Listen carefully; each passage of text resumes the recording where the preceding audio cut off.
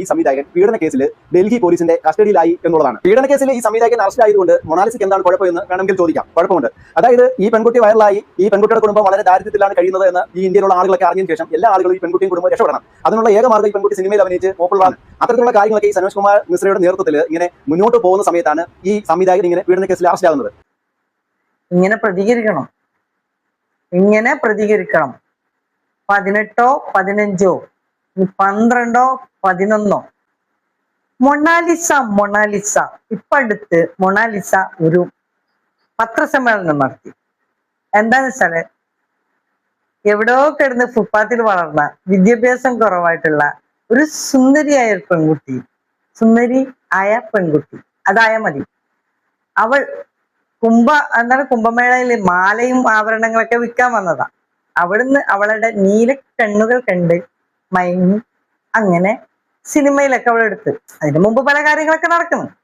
അങ്ങനെ സിനിമയിൽ അഭിനയിക്കാൻ വന്നപ്പോ ഫർഹാൻ എന്ന ഒരു മുസ്ലിമായ ഒരാളായിട്ട് പ്രണയം ഉണ്ടാവുന്നു.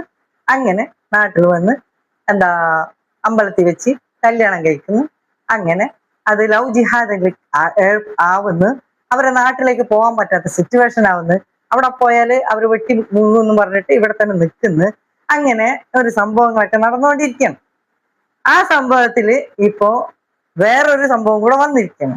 അങ്ങനെ പത്രസമ്മേളനം വന്നത് എന്തിനാണെന്നുള്ളത് ഇവിടെ ഞാൻ കാണിച്ചു തരാം.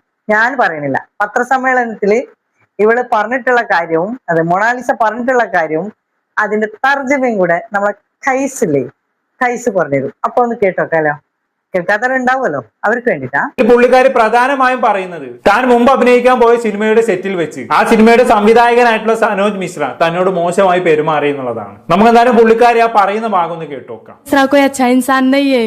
मुझे 10-12 से टच किया सनोज मिश्रा ने, और वहां मैंने मेरी फैमिली वालों को बोला कि मुझे सनोज मिश्रा ने टच किया. मेरी फैमिली ने वहां मेरा साथ नहीं दिया. मुझे पता है कि मुझ पे क्या बीती है क्या नहीं. मेरे साथ अन्याय हुआ है. मुझे सिर्फ और सिर्फ इंसाफ चाहिए. सनोज मिश्रा ने मुझे 2 बार टच किया और वहां मैंने मेरी पूरी फैमिली को बोला नहीं आपकी पहली मूवी है, क्या पहली मूवी के लिए मुझसे रेप करवाओगे? ഓക്കെ, അപ്പൊ ഇതൊക്കെയാണ് പുള്ളിക്കാരി പറയുന്നത്. പറഞ്ഞാൽ മനസ്സിലായോ? അതായത് സനോജ് മിശ്ര എന്ന് പറയുന്ന സംവിധായകൻ ഒരുപാട് തവണ തന്റെ ശരീരത്തിൽ കയറി പിടിച്ചെന്നുള്ളതാണ് ഇവിടെ മൊണാലിസ ആരോപിക്കുന്നത്. 10 തവണയെങ്കിലും കയറി പിടിച്ചിട്ടുണ്ടാകുമെന്നാണ് മൊണാലിസ പറയുന്നത്. ഇതിൽ 2ാമത്തെ തവണ കയറി പിടിച്ച സമയത്ത് മൊണാലിസ എന്താക്കി തന്റെ കുടുംബത്തോട് ഈ കാര്യം പറയുകയുണ്ടായി. അന്നേരം കുടുംബത്തിന്റെ പ്രതികരണം എന്താണ്? ആദ്യത്തെ സിനിമ അല്ലേ, അങ്ങ് ക്ഷമിച്ച് കളഞ്ഞേക്കെന്നായിരുന്നു. ഇത്ര കേട്ടാ മതി. അപ്പൊ നമ്മൾ കൊച്ചു കേരളത്തിൽ എന്തൊക്കെ അത്ഭുതങ്ങളാണ് നടക്കുന്നല്ലേ, പറയാൻ വയ്യ. തന്നെ ചൂടിന് ചൂടുമ്പോ ചൂട്. അപ്പോ എന്താ കഥ? ഇത്രയൊക്കെയാണ് മക്കളെ കാര്യങ്ങൾ നടന്നിട്ടുള്ളത്. ബാക്കിയൊക്കെ നമുക്ക് ഊഹിക്കാൻ പറ്റുന്ന കാര്യങ്ങളല്ലേ ഉള്ളൂ. അതാണ് പറയുന്നത്. ആ പെണ്ണ് വീട്ടുകാരോട് പറഞ്ഞ് ഇയാൾ പീഡിപ്പിക്കാൻ ശ്രമിക്കുന്നു. വീട്ടുകാർ പറഞ്ഞ് സിനിമയല്ലേ, ആദ്യത്തല്ലേ, എന്നോ കുഴപ്പമില്ല. അപ്പൊ അവിടെയും രക്ഷയില്ല. ലാസ്റ്റ് പെണ്ണ് പ്രതികരിച്ചു. ഇങ്ങനെ പ്രതികരിക്കണം. 15 വയസ്സായിട്ടുള്ളൂ, 18 വയസ്സ് കഴിഞ്ഞിട്ടില്ല എന്ന് പറയുന്നുണ്ട്. 18 15 12 11 ആവട്ടെ, ഒരു പെണ്ണിനെ ബാഡ് ടച്ച് ചെയ്താൽ അവൾക്ക് മനസ്സിലാവും. ഉദാഹരണത്തിന് ഞാൻ ഒരു കാര്യം പറഞ്ഞിട്ടെ, ഉദാഹരണമല്ല അത് പോട്ടെ. ഞാന് പെരുന്നാക്ക് ഞാനും എൻ്റെ മക്കളും ഫാമിലി എല്ലാം കൂടെ കൂടിയിട്ട് ഞങ്ങള് കാസർഗോഡ് പോയി. അവിടെ ബേക്കൽ കോട്ടയിലേക്ക് ഞങ്ങള് മാലിക് ദിനാർ പള്ളിയൊക്കെ സിയാർത്ത് ചെയ്ത് അത് കഴിഞ്ഞതിന് ശേഷം ബേക്കൽ കോട്ടയ്ക്കാണ് പോയത്. നല്ല ചുട്ടുപൊള്ളുന്ന വെയിലാണ്. പക്ഷെ നമുക്ക് വൈകുന്നേരമായി പോയാൽ അവിടുന്ന് തിരിച്ചു വരാൻ ടൈം വരും. ഞങ്ങള് അങ്ങനെയാണ് പാസ്സൊക്കെ എടുത്ത് മേലക്ക് ഇങ്ങനെ കയറിക്കൊണ്ടിരിക്കുന്നു. അവിടുത്തെ അമ്പലമൊക്കെ കഴിഞ്ഞ് മേലക്ക് ഇങ്ങനെ കയറുന്ന സമയത്ത് ഗേറ്റിന്റെ ഇവിടെ സൈഡിൽ വെച്ചിട്ട് ഒരു അമ്മയും അച്ഛൻ എന്ന് തോന്നുന്ന മാതാപിതാക്കളും തോന്നുന്ന 2 ആള്, ഒരു മകളുണ്ട്. ഏകദേശം അമ്മയ്ക്ക് ഹൈറ്റ് ഉണ്ട്. ആ കുട്ടി ഏജ് ഒരു 20 അങ്ങനെ ഉണ്ടാവുള്ളൂ, 20ന്റെ താഴെ ആയിട്ടുണ്ടാവുള്ളൂ. അപ്പം പെൺകുട്ടി അത്യാവശ്യം ഇപ്പൊ കുറച്ച് ബോഡിയൊക്കെ ഉള്ള ആളാണ്.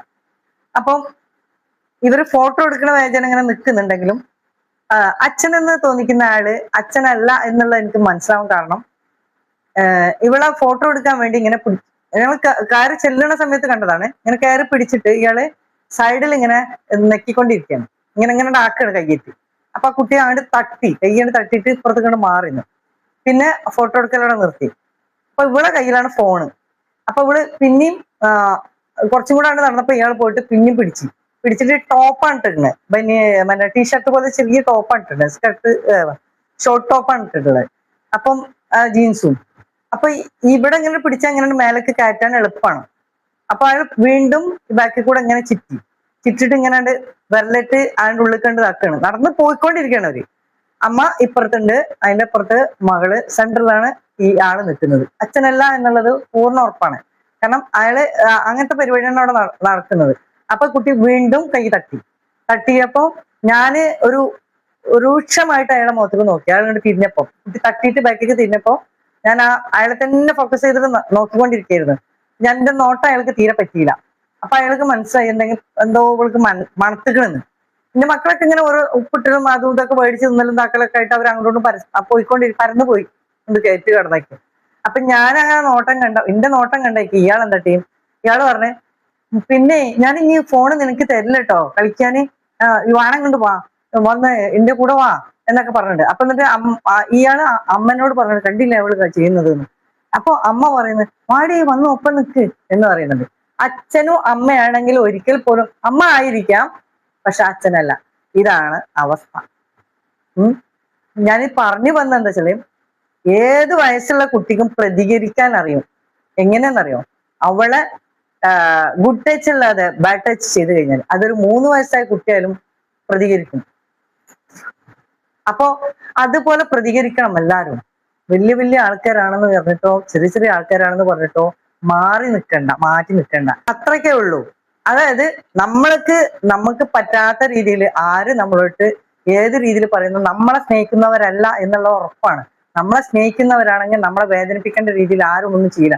നമ്മളെ മുതലെടുക്കാൻ നമ്മളൊരു വസ്തുവായിട്ട് കാണുന്ന ആൾക്കാരാണെങ്കിൽ മാത്രം നമ്മളോട് പറയുള്ളൂ എന്ത്, ഞാൻ അത് തരാം, ഞാൻ ഇത് തരാം, നിന്നെ അവിടം വരെ എത്തിച്ചു തരാം, പകരം നീ എനിക്ക് ഇത് വേണം എന്ന് പറയുന്നു. അപ്പൊ അവിടെ എന്തെത്തണം? നമുക്ക് അതും വേണ്ട ഇതും വേണ്ട, നമ്മൾ അധ്വാനിച്ച് നമ്മളെ മേലേക്ക് എത്തുക, അത്ര തന്നെ ഉള്ളൂ. അവള് പറഞ്ഞൊരു വാക്ക് എന്താ വെച്ചാല്, സിനിമയില് അഭിനയിക്കണമെങ്കിൽ ഞാൻ റേപ്പിന് നിന്ന് കൊടുക്കണമെന്ന്. നല്ല ചോദ്യമല്ലേ? അത് അവളെ രക്ഷിതാക്കളോടും കൂടെ ഉള്ള ഒരു ചോദ്യമാണ്. രക്ഷിതാക്കൾ അച്ഛനൊക്കെ വന്നിരിക്കുന്നതാ. എന്താ എവിടെ എന്തോ എവിടെ ആവാൻ ഇതുപോലെ എത്ര പിന്നെത്ര ഇതും കടന്നു പോകും അല്ലേ? ഇനിയും വരും.